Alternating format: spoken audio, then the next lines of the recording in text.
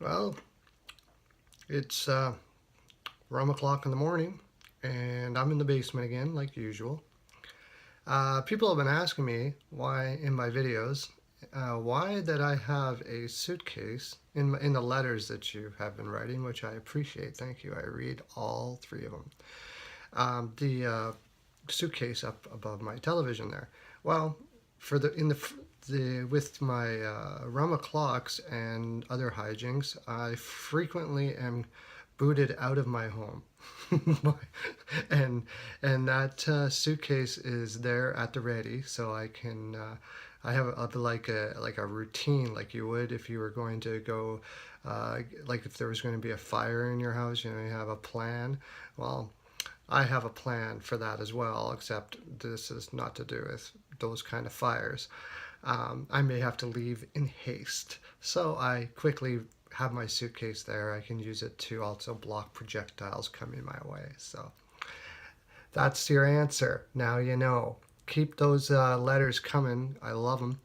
Uh, we are now on to the New York Rangers, and they are really screwing me up, and a lot of analytics people, mostly because Lundqvist is a freaking animal, man. He is nuts. The guy, I just keep on thinking he's gonna have, a down year, or he's getting older or whatever. They have two of the most overrated defensemen in the league. Analytics wise, they're absolute disasters. Girardi and Stahl, and they are like their top four. Now this year, I didn't expect Brady Shea to do quite this good. He's phenomenal, excellent, and you have McDonough, of course, which is amazing as well, and Holden is holding his own. I love it when announcers do that. It's great. Anyways, their defense might even be a little better than last year, but I still didn't think that. I didn't even think they'd even make the playoffs. Uh, with Hayes, I mean, he's like a new player altogether this year. Jimmy VC doing what he's been doing, although I think it's going to tail off. Grabner, I keep on saying he's going to tail off because he always does, but he's still potting them. He just might keep on going this year. I don't know. Vangel, I'm going to have to start putting him up in the categories of Q and Trotz and Babcock and all those guys.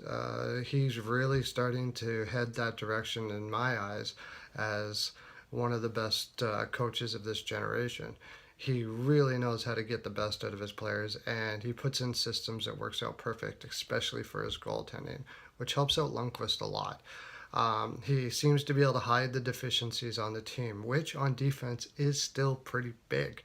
But I didn't see this kind of depth on offense. I gotta say that of course it's not likely they're going to miss the playoffs.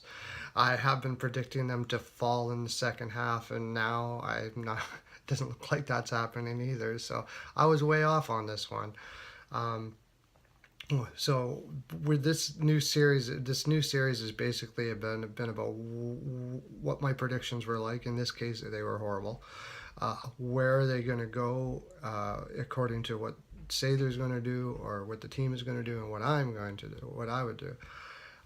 In the future here, I'd be basically Sather's going to pick up as many defensemen as he can to bolster that lineup and give it depth. Besides that, there's really not much more than he needs to do for this year. I still think you got to find a way to get out of that Girardi and Stahl contract, but he seems to stick with them. And I don't really see him doing all that much. He may think that he needs some more youth yet, and a couple of their forwards may be traded for some draft picks in the off season. He's known to do that sort of thing, um, but he has surprised for sure. Buknevich was a great pickup. Honestly, when he was drafted, I wasn't yelling at the TV for him to be drafted.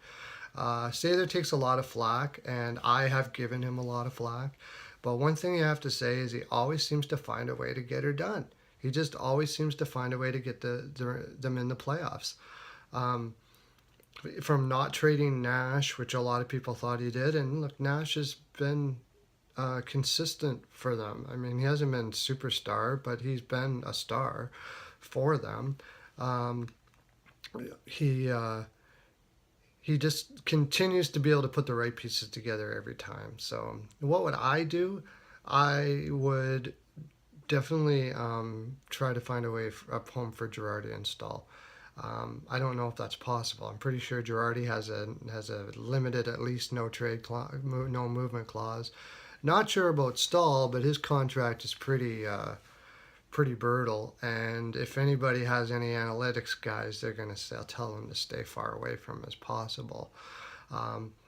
I do like the idea of using some of their forward depth to get draft picks so they can continue maintaining this sort of thing. Sather is starting to learn from that. At one time he left his cupboard pretty bare, but he changed his tune, and when he did change his tune, he did a really good job of it. His staff has done an excellent job of drafting. And the best thing about that I find about Sather, he's had his mistakes for sure, but for the most part, he's really good at picking up free agents now. Kind of guys that you wouldn't think, guys like Grabner, and you got to give him credit for that. Well, that's pretty much all I have for the Rangers. I imagine they're going to be in the top, stay exactly where they are, and I have this like ill feeling that they could make it to the finals this year. Lundqvist deserves it. If any reason why the Rangers should win a cup, I'd love to see Hank win a cup. I mean, he has grinded out with that team for so long with so much grace and so much class. If anybody deserves one, it's him. Well, that's my full 42. And if you don't know, if you haven't been watching my videos, my full 42 means I have 42% to give to you, and I give you my full 42% every single time. Catch me on my NHL Pearls of Wisdom on YouTube. Like and subscribe, and a full vat of Jaime's will be delivered to your door via helicopter. All right? Have a great day, everyone. Lots of love to you.